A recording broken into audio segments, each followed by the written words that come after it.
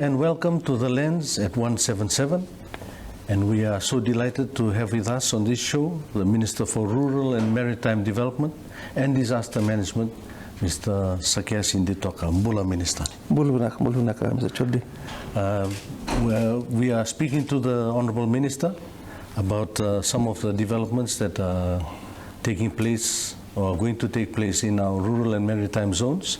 And I will ask the Honourable Minister just to start us off at 5 months into government. Could you please update us on any rural or maritime development programs that are of significance to the people of Fiji? I think what is most important at the moment is the integrated rural development framework that had already been initiated with the previous administration. It's something that we decided that we were going to carry on. Right. And for some time it seems to have taken the back seat.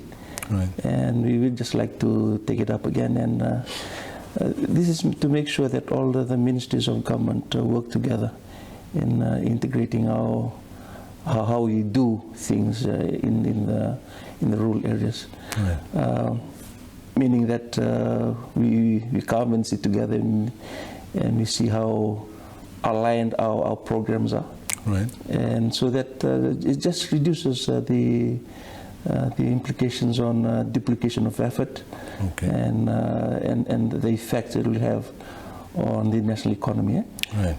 So I think it's a good place to start. Just sitting together and looking at all the gaps that appear in our various portfolios.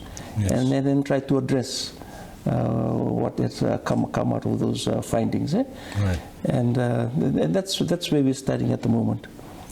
We haven't jumped in straight away. Okay. To do work and throw money at solutions, because we find that when we do that, it actually can be detrimental to the whole process of working to the best advantage of the people. Right. And to the taxpayers. So that's at the beginning. That's what we've done, and we find that it's very important that all the ministries come to the table and they bring their thoughts to us. Right. And we've started rolling out some of these some of the work that needs to be done. The majority of what needs to be done in the rural areas revolves around issues around the need for water, drinking water, right. Clean, potable drinking water. Right.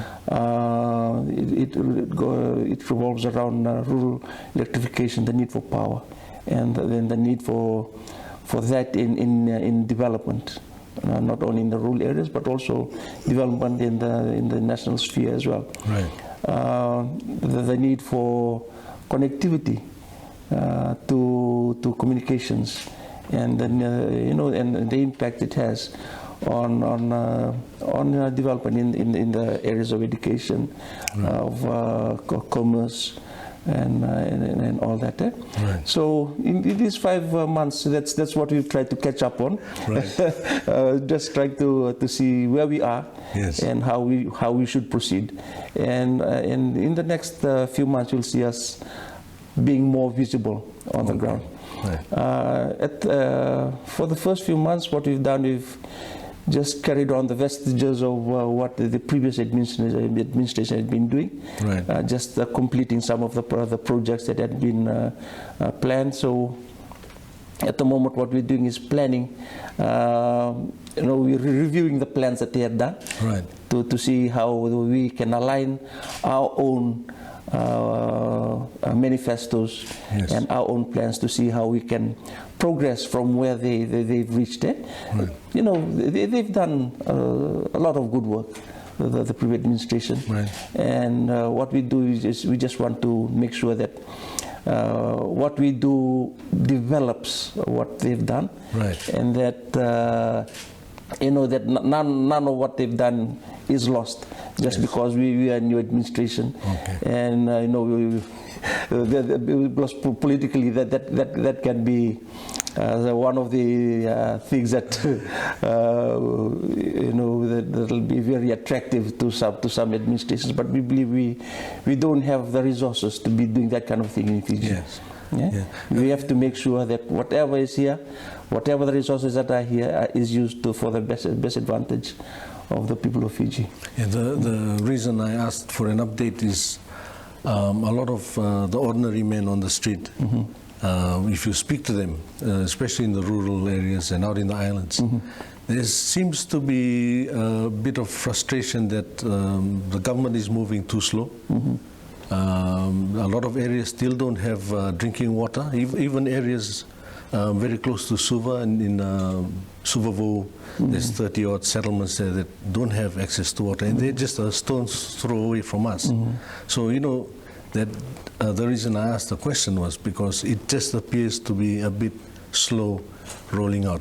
So if you could just make some comment on Yes, it's frustrating for us as well, because it all depends also on the resources that we have available. Eh? Right. So now that when it comes to our own budgetary processes, once that the budgetary cycle for the new financial year kicks in, we believe that a lot of these frustrations will be addressed there. Okay. A lot of the plans that were in line will be rolled out, and I'm sure it'll address some of those issues.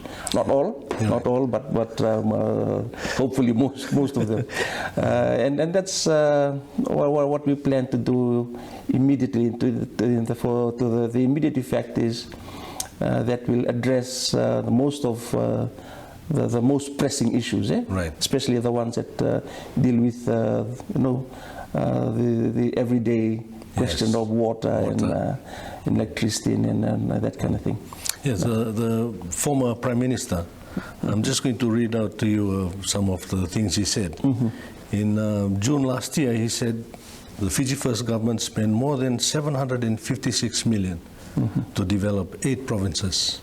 43 million for Serua, 46 million for Namosi, 75 million for Nandronga Navosa, 79 million for the Kaundrove, 250 million for Mbua, 31.5 million for Lau, and 126.3 million for Lomaiviti. And he said that his government attends to the needs of ordinary Fijians, something never done by previous administrations. And because of their development, they've got the best health services, the best transport, upgraded hospitals, roads, water, electricity. What would you say to? Well, that's interesting. I'm not sure whether we are looking at the same picture here. I mean, look at CWM. Look at some of the other divisional hospitals that are around. Yes. I mean, the public can tell us the truth. Right. They can come back to us with feedback and tell us that some of what the former Prime Minister Maitele had mentioned is not quite true. Right. I believe that there are some. Well, they might have used that amount of money. Yes. But the question remains is, where has it gone? Because if it's supposed to be, I mean, if you're talking about those kind of amounts, then really we should see the results on the ground. Eh? Yes. But unfortunately, that's not the case here. We look around and we see a lot of. That's exactly why we need to bring this IRD of a framework into place. So we see what everyone is doing. Eh? Right. Because it looks like a lot of money has been spent, but a lot of duplication of effort has been happening. Right. And the effects are very visible. When we look at some of the projects that have been rolled out, Yes. the hospital in Nawosa, in Rotuma, we ask, is it really necessary to have those huge hospitals Right. in those areas? Has any research been done in the amount of the number of the patients that need to be looked after in Nawosa? If somebody had done the research, they would find that Nawosa are some of the healthiest people in Fiji, you know. Maybe the funds could have been, I mean, I'm just hypothesizing. You know, maybe they should have focused more on developing the Singatoka Hospital, you know, and maybe just ambulance services between Navosa and Singatoka, and maybe just develop a good health center in Navosa. So those kind of things, because at the moment, you know, they probably have about 2 or 3 people being hospitalized in Navosa for over a few months period. And, you know, for most of the time, the hospital in Navosa is empty, you know. And is it the best bang for our buck, as far as taxpayers are concerned? Same question in Rotuma. Okay. The same thing in Rotuma. Thank you, Honourable Minister. We'll just take a short break, and we will be right back.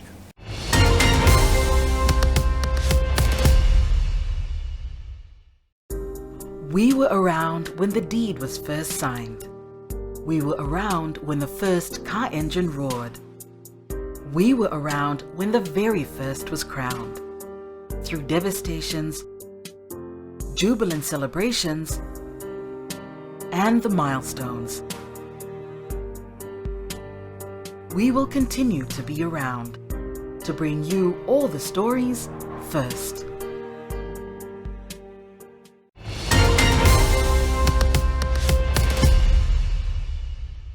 Welcome back to The Lens at 177, and we are here with the Honourable Minister for Rural and Maritime Development and Disaster Management, Honourable Sakiasi Ditoka.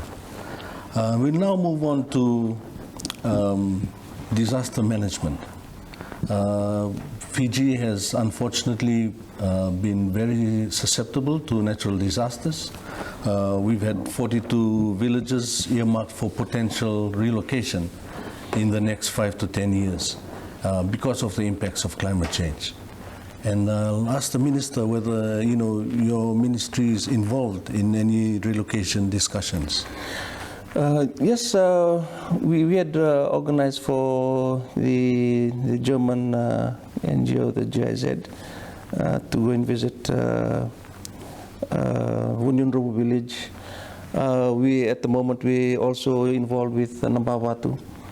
And Thongea and Ngamea, our divisional teams are at the forefront of those discussions, sitting with the community. And, you know, it's not a very easy task to uproot yourself from where you've grown up and where your cultural roots are.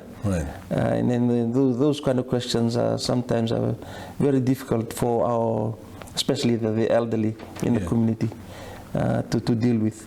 So those are the kind of issues that our divisional commissioners and their teams have to deal with, and also all the logistics and the administrative aspects of it. In Nambawatu, hopefully we are coming to the finalization of the process.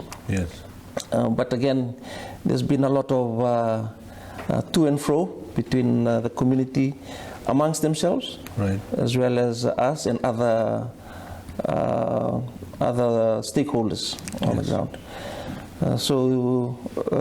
But the lessons that we've learned from there is that, you know, before any of these relocation talks are done, we really have to do our homework to know what's at stake here.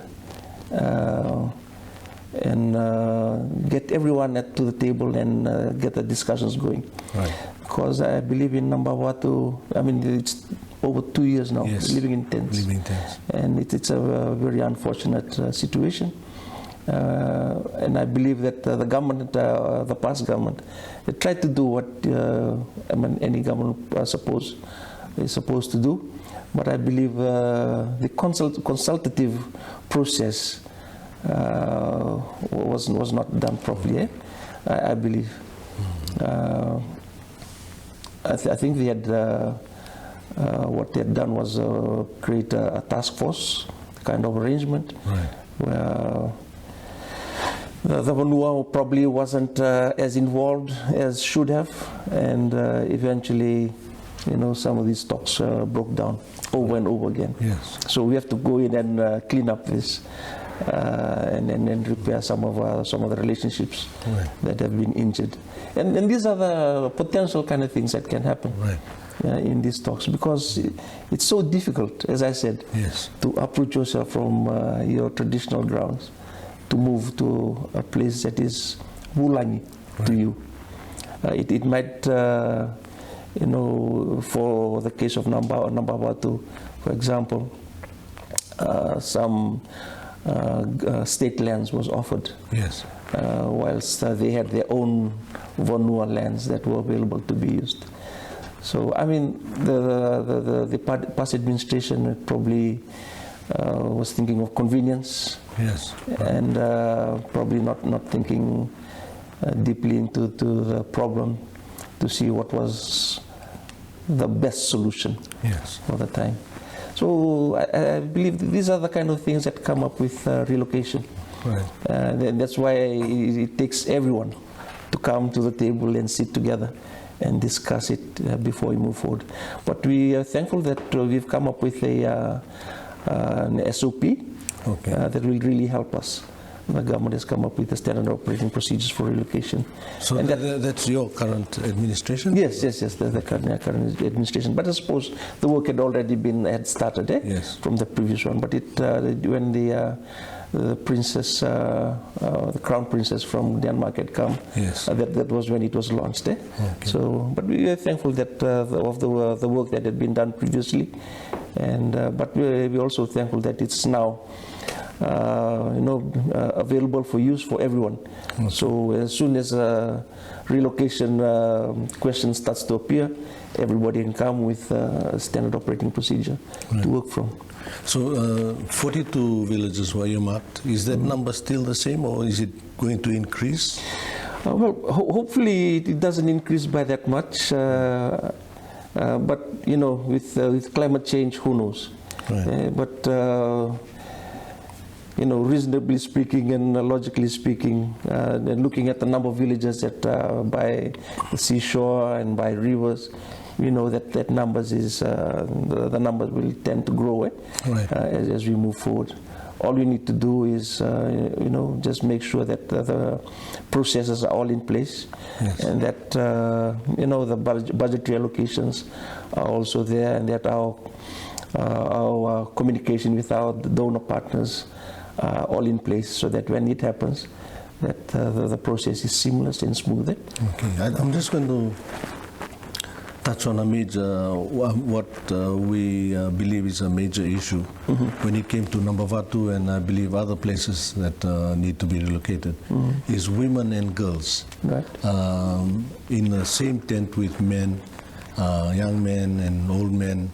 There's no privacy, you know, there's all sorts of health issues associated with it. So is government looking at, in your ministry, having a setup when it comes to living in tents and other temporary accommodation to ensure that women and girls are taken care of?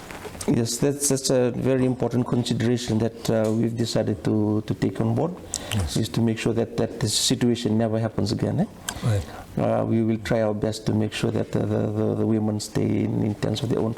I mean, hopefully, what we'd like to have happen is they stay in their own family units, instead of stay together in groups of the different groups that you mentioned.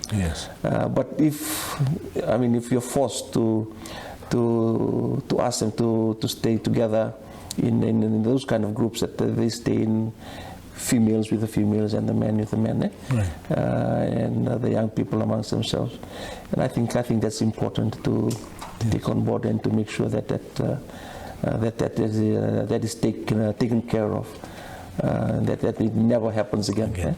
Thank you, Honourable Minister. We will now move on to a short break, and we will be right back.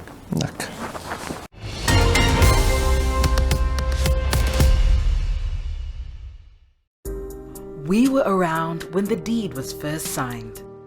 We were around when the first car engine roared. We were around when the very first was crowned. Through devastations, jubilant celebrations, and the milestones.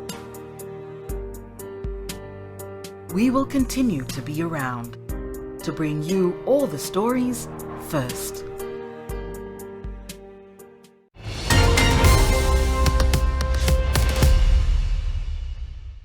Bula, and welcome back to the Lens at 177.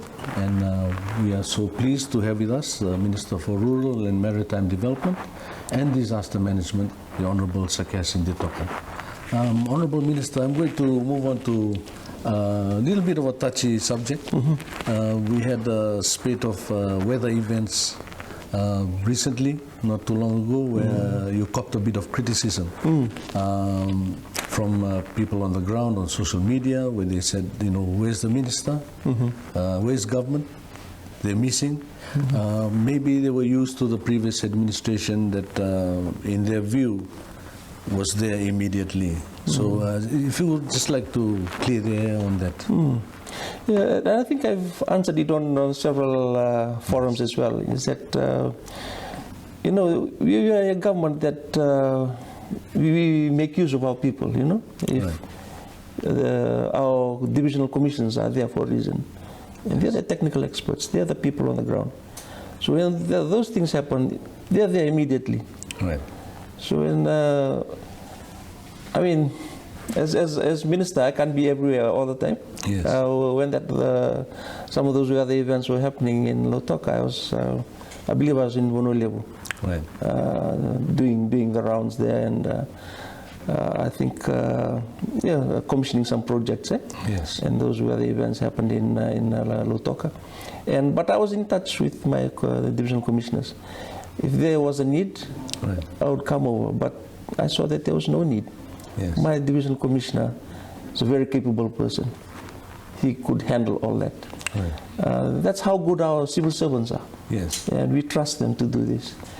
You know, if I'm there around, what am I going to do? He's the person who's... well, I mean, if the disasters do happen, yes, I mean, and when disasters are, you know, if something is announced as a disaster, then of course I'll be there. Yes. But there was no disaster that was announced at the time. It was just a weather event, Yes. that the commissioners were trained to handle, Right. and they were there handling it. They were there on the ground, Yes, from day one. They were the people who were organizing and coordinating the responses by government. Right. And where it needed my approval, the approvals were given immediately. So that's how the system should work, and it's working. So I can reassure the people of Fiji the system is working. Thank you. In previous disasters, we've had Cyclone Winston and other big disasters that happened. There was a number of concerns raised by NGOs about evacuation centers. One of them was men and women again in the same building. A lot of young girls being vulnerable to, you know, the situation that they were in. There were also concerns about disability access, people who were disabled not being moved on time.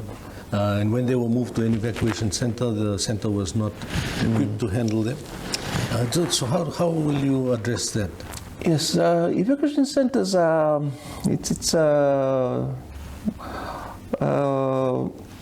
I mean, it belongs to the community. It belongs to the community. What we do is we go in and we give advice to the people on how it should be managed as well as equipped.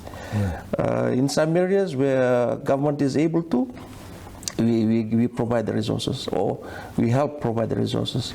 I think there's a 1/3, 2/3 system that works in some areas where you know, if it allows for that in a particular budgetary year or financial year, sorry, that's what we can do. We can provide assistance in those areas, and that is available to some communities. If they wish to apply for those, I think the assistance is available as well. But what we do is we give them guides on how to manage their evacuation centers. There should be an area that's allocated for the women, for nursing moms. There should be an area, just demarcated. And that's why, the previous administration had frowned upon the use of churches as evacuation centers. But, being realistic, we have to, if the resources allow us to, then maybe we have a different evacuation center built, constructed, especially for that reason. But if the resources don't allow us to do that, then use whatever is available. Yes. But ensure that those areas are clearly demarcated. That it's gender sensitive, that it's friendly towards the disabled friendly to our relatives who are disabled, and to make sure that access for them is provided there. So that's the kind of advice that our divisional commissioners and their teams are able to provide to villages and communities in ensuring that the evacuation centers are properly fitted out, and equipped and managed there. And in some areas we've helped in retrofitting, meaning that we go and strengthen some areas that they've allocated as evacuation centers. It could be community centers or village halls. We've provided the know-how and the and then some have to apply for that, or? Yeah, they have to apply for that as well. To your ministry? To my ministry. Okay. Yeah, so they just go and do the retrofitting, and also in some areas they do the solarization. Provide solar lights and solar power in case that the power cuts out. Yes. So that is also part of the assistance that we give for evacuation centers. Thank you very much for your time. Ladies and gentlemen, if you live in a disaster-prone area, if you heard from the Honourable Minister, you can always apply for assistance to strengthen your evacuation centers. So you can always reach out to the Ministry of Rural and Maritime Development and Disaster Management. Honourable Minister, it was an honour. Thank you for joining us on the Lens of One Cell. Nawalik.